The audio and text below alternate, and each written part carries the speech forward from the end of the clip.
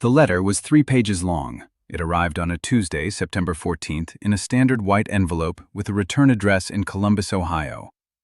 The name on the return address was Centrex Land Solutions. Raymond Elbert Cook, age 71, of Hardin County, Ohio, had never heard of them. He read the letter once at the kitchen table without sitting down. Then he set it on the counter beside the coffee maker.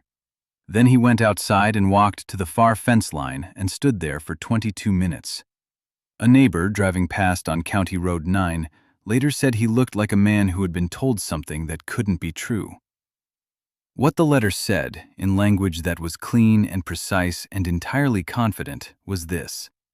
Centrex Land Solutions had acquired, through a chain of title review beginning in March 2026, a documented ownership interest in 148 acres located in Marion Township, Hardin County, Ohio. The acres in question were the same 148 acres that Raymond Elbert Cook had worked, paid taxes on, and lived beside every day of his 71 years. The letter gave him 7 days to respond before a formal claim would be filed with the county recorder. 7 days, 148 acres, 71 years.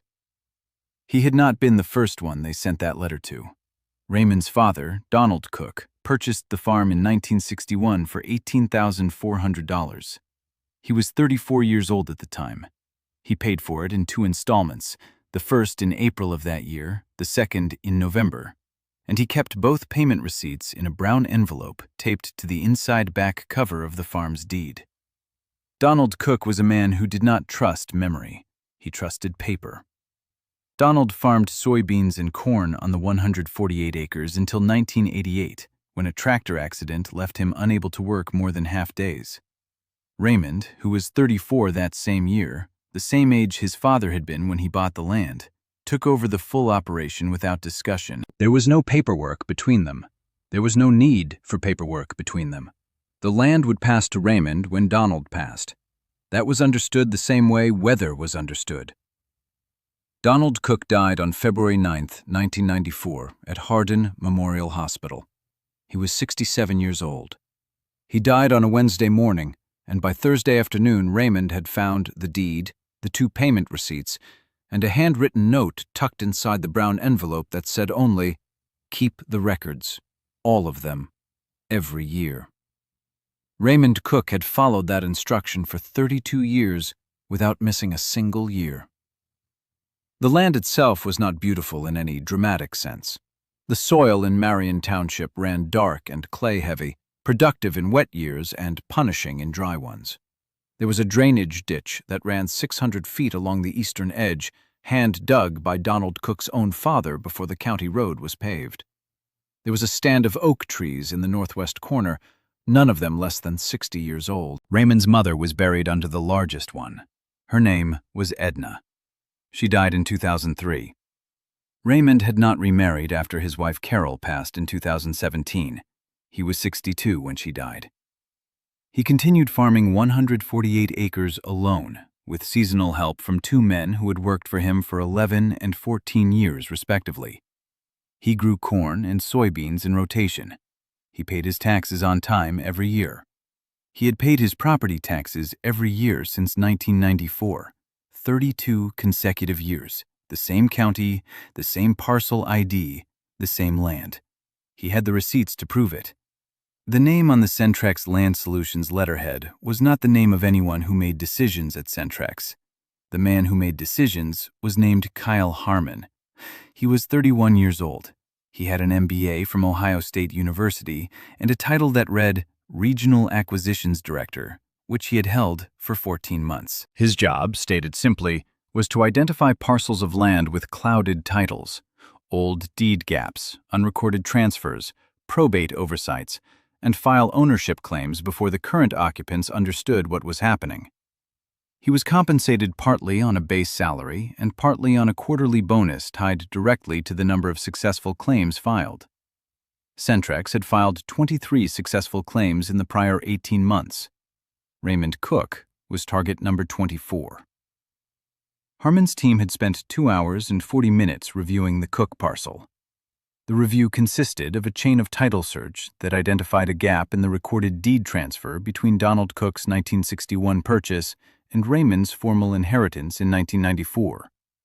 The 1994 probate transfer had been filed, but an administrative error at the county recorder's office had resulted in a duplicate parcel ID being assigned for a 14-month period between 1993 and 1994. That duplicate ID had never been fully resolved in the county's digital record system when the system was converted in 2007.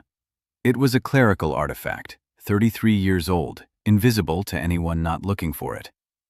Harmon's team found it in 2 hours and 40 minutes. They filed the claim on a Thursday afternoon.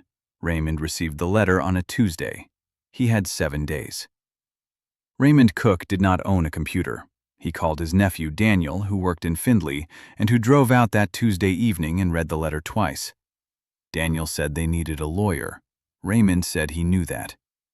Daniel found a name, a real property attorney named Margaret Fessler, who practiced out of an office on North Main Street in Kenton, Ohio, and who had been handling land title disputes in Hardin County for 19 years. Margaret Fessler's first call with Raymond lasted 38 minutes. She asked him 14 questions. She was precise and efficient and offered no reassurance. She told him the chain of title gap was real, that Centrex had identified something technically valid under a narrow reading of Ohio Property Code, and that it would take evidence, specific, documented, continuous evidence, to overcome it. She said, "Tell me what you have." Raymond Cook said, "I have everything." He did not say it with emotion. He said it the way a man states a fact he has known for 32 years. Margaret Fessler asked him to bring it. Donald Cook's filing system occupied 4 metal boxes. Each box was olive green with a hinged lid and a latch that clicked when it shut. They were kept in the northeast corner of the basement on a wooden shelf Donald had built in 1974. The boxes were labeled in Donald's handwriting, thick black marker, slightly slanted to the right, perfectly legible, by decade. Box 1, 1961 to 1970. Box 2, 1971 to 1980. Box 3, 1981 to 1990. Box 4, 1991 to 1994. A fifth box, unlabeled but otherwise identical, had been added by Raymond and contained records from 1994 through the present. Raymond had not opened the older boxes in years. He carried them upstairs one at a time and set them on the kitchen table. The latches were stiff. He opened box 1 first and found what he expected: the original deed from 1961, the 2 payment receipts from April and November of that year, and every property tax receipt from 1961 through 1970. Each receipt was paper-clipped to its corresponding year's assessment notice. Each was organized chronologically. Each was in the same condition as the day it was filed. He opened box 2 next, 1971 to 1980. The same system, the same order: tax receipt, assessment notice, paperclip, year after year after year. And in the second folder of box 2, filed under March 1975, was a document he had not thought about in a long time. It was a property tax payment receipt from the Hardin County Auditor's Office. The date was March 14, 1975. The parcel ID on the receipt was the original parcel ID, not the duplicate ID that Centrex's claim was built on. The payment amount was $341.80. Donald Cook's name was printed at the top. The county auditor's stamp was in the bottom right corner, ink still dark after 51 years. Raymond Cook set it on the table. He looked at it for a moment. Then he picked up the phone and called Margaret Fessler. Margaret Fessler drove to Raymond's farm on the Saturday morning. She spent 4 hours and 20 minutes at the kitchen table with the boxes. She reviewed 32 years of tax receipts, all organized in the same system Donald Cook had built, all referencing the same original parcel ID without interruption. She cross-referenced the 1975 receipt against the county's digital records and confirmed what she suspected. The duplicate parcel ID that Centrex had identified as a gap had been created in 1993 during a county records conversion. But the original parcel ID had been in continuous, documented, paid use since 1961. Every tax receipt in those boxes referenced the original ID, not the duplicate, the original. 32 years of continuous payment, all on the record that Centrex claimed had been abandoned. The 1975 receipt was not technically more legally significant than any other year's receipt, but it was the oldest surviving example of the original parcel ID being used in an official county document after the year Centrex claimed the title had clouded. It established in a single piece of paper that the county had been recognizing the original parcel ID as the active record for 51 consecutive years.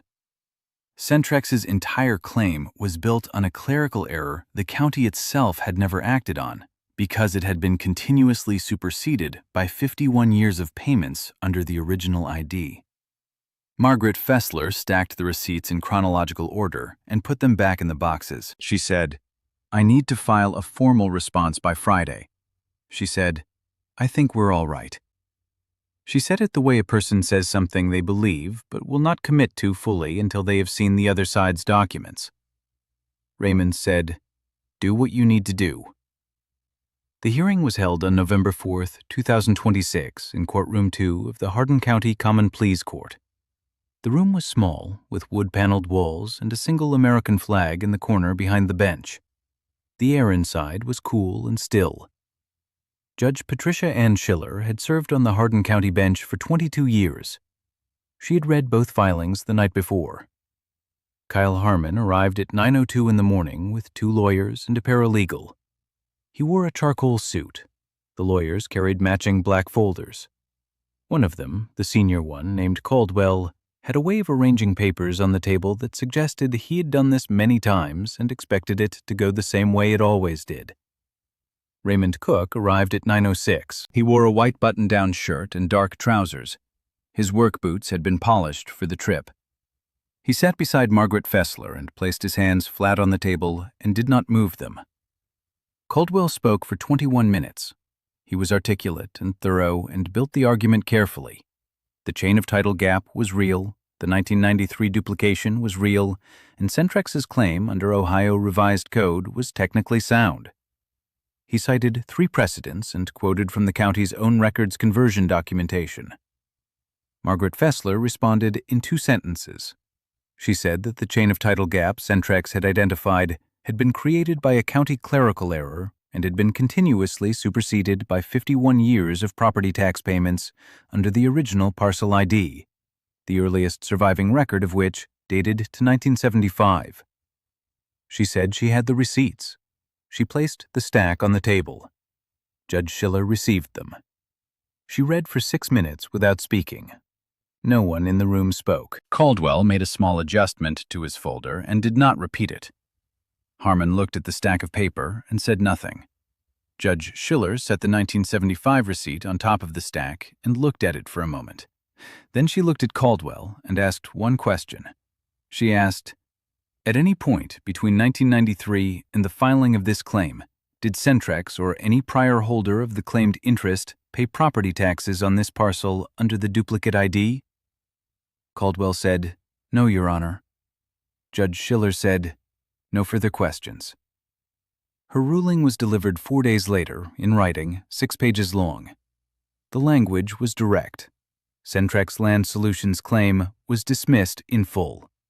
The court recognized Raymond Elbert Cook as the sole and uncontested owner of the 148-acre parcel in Marion Township, Hardin County, Ohio.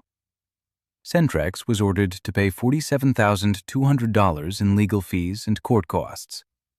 An additional finding of bad faith filing resulted in a penalty of $31,000 under Ohio's frivolous conduct statute. Total damages awarded, $78,200. Raymond Cook drove home from Kenton on a Tuesday afternoon, the same day of the week the letter had arrived. He did not stop anywhere on the way. He pulled into the farm lane and sat in the truck for a minute, looking at the barn. The light was going flat, the way it does in November, everything going gray and still. He walked out to the northwest corner of the farm. The oak trees there were heavy with the last of the season's brown leaves, and the ground underneath them was soft. His mother's stone was small and plain, the kind she would have chosen herself. He stood in front of it for a long time, long enough that the cold started to settle in. He said, "Dad kept the records, Mom.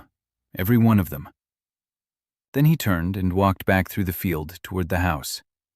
The drainage ditch along the eastern edge caught a little of the late light. The soil was the same dark clay it had always been. The 148 acres were exactly the same as they had been the morning the letter arrived, and the morning before that, and every morning for the 71 years of Raymond Cook's life. Some things, it turns out, cannot be taken by a letter. Not when a man with slightly slanted handwriting spent 33 years making sure of it. The records are what held. Not the law alone, and not the lawyer, and not the ruling.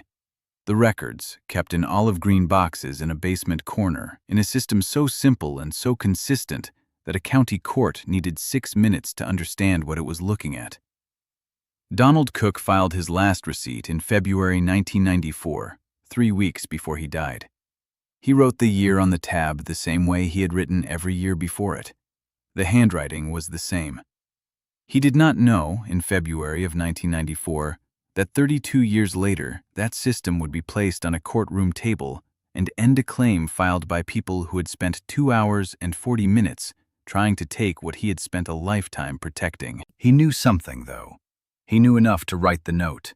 Keep the records, all of them, every year. Stories like this don't get told often enough. The ones where patience and paper and a dead man's handwriting matter more than a corporate legal team with matching folders. Subscribe to this channel, and we'll keep telling them.